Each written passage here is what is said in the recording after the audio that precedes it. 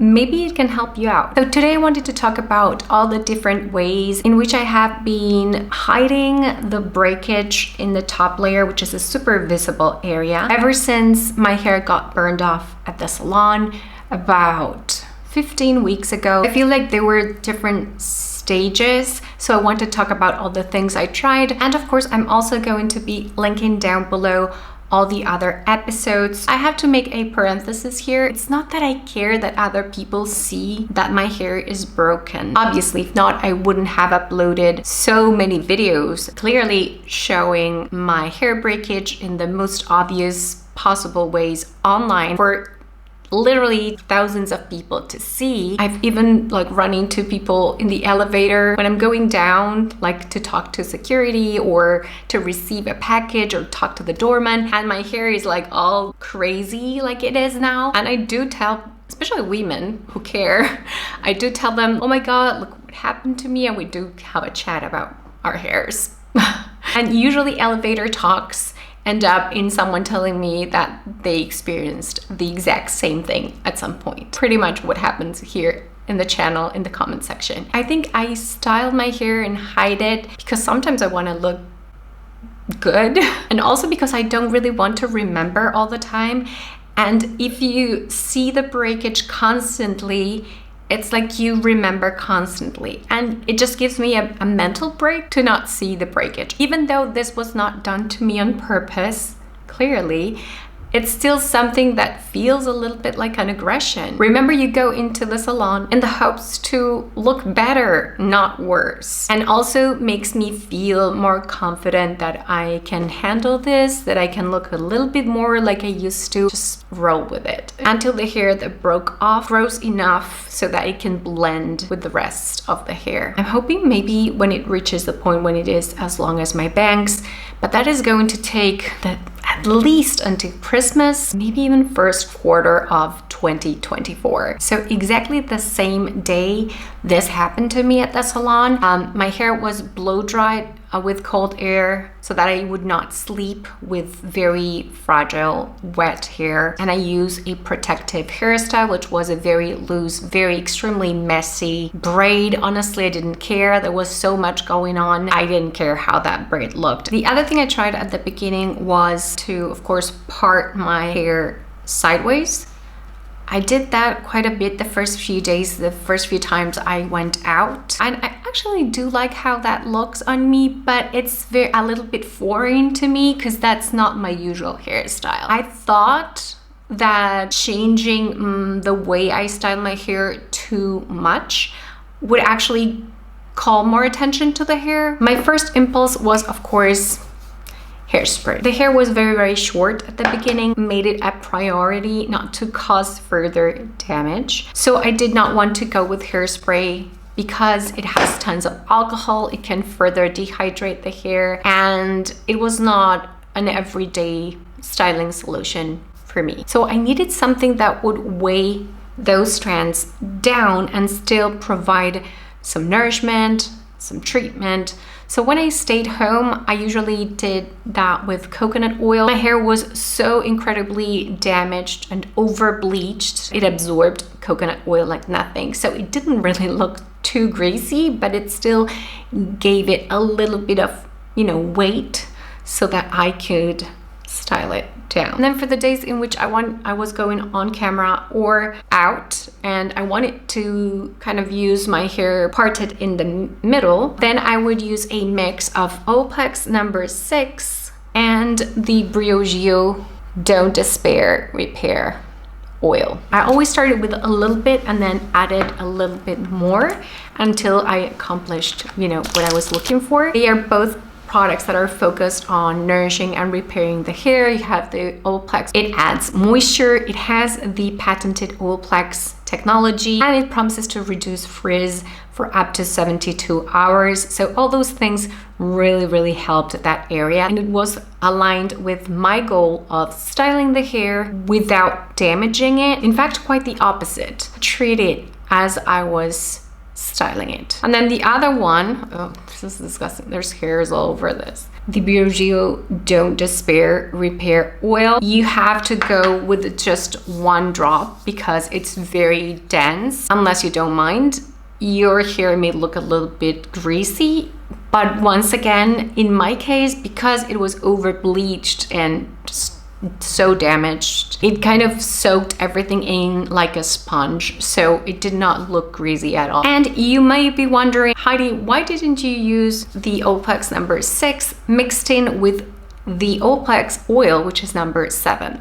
Well, the reason is it's not, well, I don't have it here, but I do have it and I do plan to use it in the future. Because my hair was lacking any type of pigment and was super porous bleach, like beyond white, I feared, and later confirmed by using purple shampoo and having a little bit of an accident with that, it would grab onto any type of pigment. It was going to stain the hair, and my hair was already stained by the hairdresser, already unevenly bleached. I didn't want to add to that. The other thing I tried, very sticky, is castor oil. You see the bottle here, it's in Spanish, ricino.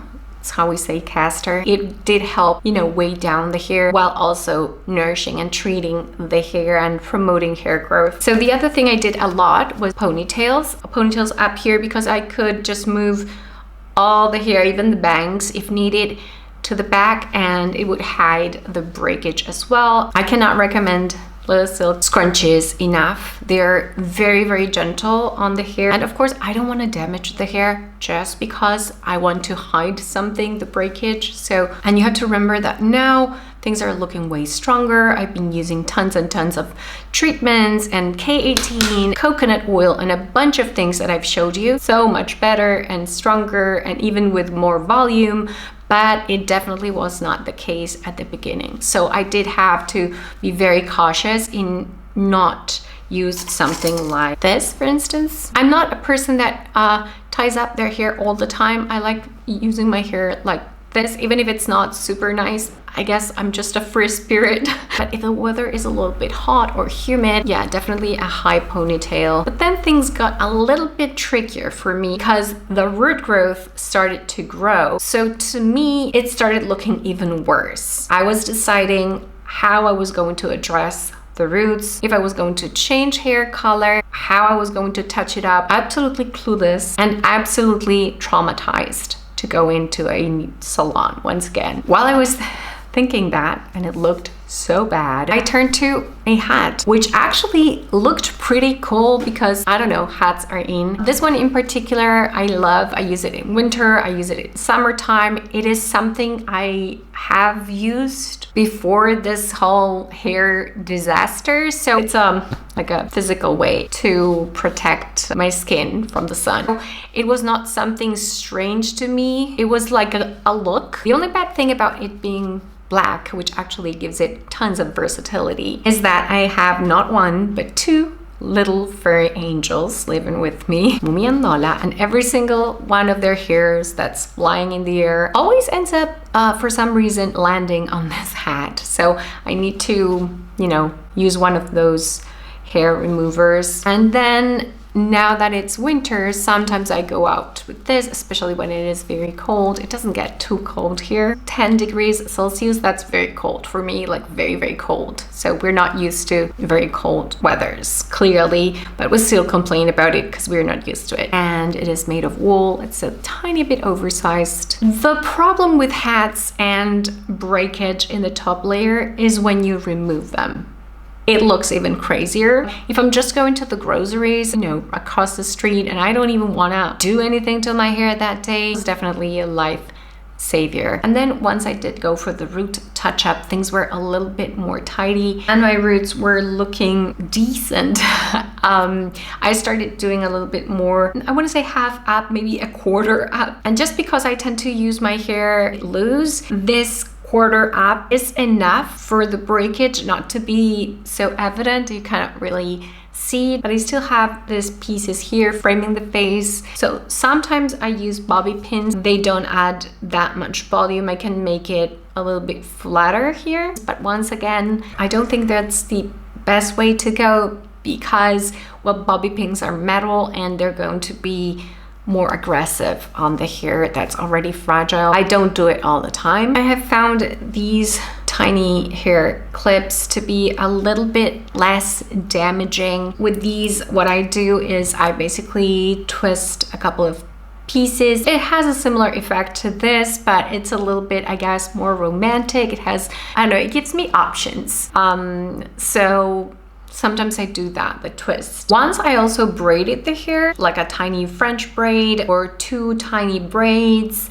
So there's definitely alternatives and ways to wait it out until it grows and goes back to where it was before. I think I'm going to have to resort to these hairstyles for a very long time, because I'm also planning to chop the tiny bits of those broken pieces, which did not break, but they're also super like bleached. So that is going to take me back a few inches. I have a long way to go, but things are definitely looking a lot brighter. Definitely a lot better than I predicted in record time, thanks to all the treatments that I've been doing and all the pampering and nourishing that I've done to the hair. I've also been suggested to use a topper, which would definitely help hide the breakage in the top layer. I have this mental image of it moving or falling. I'd rather people see my broken pieces of hair than a moving hair piece. I could definitely do that for a video, because especially if it's a sit down video, I don't move a lot. But imagine me dancing, playing with my nieces, and then all of a sudden the topper moves. No, that reminds me that at the beginning, I absolutely told my 3-year-old niece that this had happened to me, and she kept looking and then kind of striking my hair over there. She's just so empathetic, so sweet. And one time I bought a couple of wigs. They were fantasy wigs. Mine was blue and hers was purple, I think. It was Sunday. We were all together as a family and we were going to make a cake. So she was like, "Auntie, we should go with our wigs to buy the ingredients for the cake." And I was like, you know what? My hair looks terrible. I couldn't care less. Let's go with our wigs. Left my parents' house and we were walking, and the entire neighborhood was so amazing. Like, they was like, "Oh my God, you guys look so cute."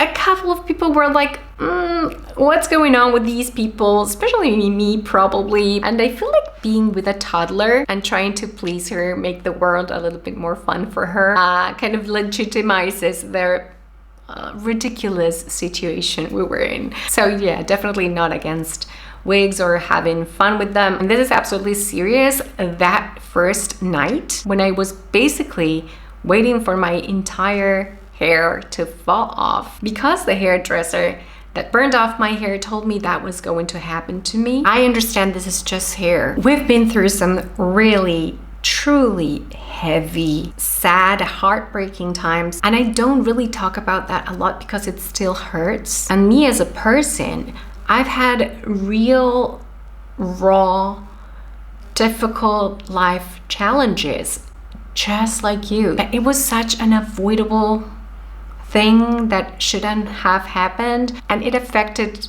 you know, even my content, which is what I do. I digress. But anyways, that night, my husband he couldn't believe what had happened at the salon. And he said, "Do not worry, I'm going to help you in every single way I can. And if you end up going bald, I'm not only going to love you, I'm going to buy you the best wig there is." It was sweet. I can definitely buy my own wig, but it was such a sweet, kind of thing to say, especially for a man, because we do not expect most men to understand what it feels going into a salon and getting out of it objectively worse, because nobody goes in and wants to walk out with less hair or broken, burned off hair. So, and it feels like a vanity thing, and I guess it kind of is. I mean, for sure. Clearly there is a desire in us to look better, or to look how we envision, or to express ourselves through a certain hair color. I know the hairdresser is super traumatized. I've said that multiple times. And I do sympathize, because it must be awful to do something like this to another human being. You must feel really bad and guilty. The goal of any hairdresser is to make us more beautiful. That is why they went into that career path to begin with. So I get that. But of course, I'm on the other side. I digress quite a bit. I am sorry about that. But if you can put up with it, please be sure to subscribe. You can definitely support this channel by watching an ad, using my affiliate links in any of my videos for any products that you may want to try. Please do leave me a comment. I think you can see that I answered the vast majority of them. And I also wanted to say thank you so much, because the channel just hit 78,000 subscribers. That gets me so much closer to my 100K goal. And that is all thanks to you guys. Honestly, when this happened, I absolutely thought that everybody was going to unsubscribe. Yeah, on those first few moments when I thought, like, I have a hair care product testing channel and I have to upload this is zero inspiring. You know, I guess the important thing to remember is that sometimes what we fear the most is definitely not what ends up happening. I feel like sometimes we need to follow our hearts, our intuition, and not overthink things too much. Things do fall back into place. So you guys know what I always say. I haven't said it in a while, but stay brave. You are a warrior with the heart of an angel. And I will catch up with you all again on my next one.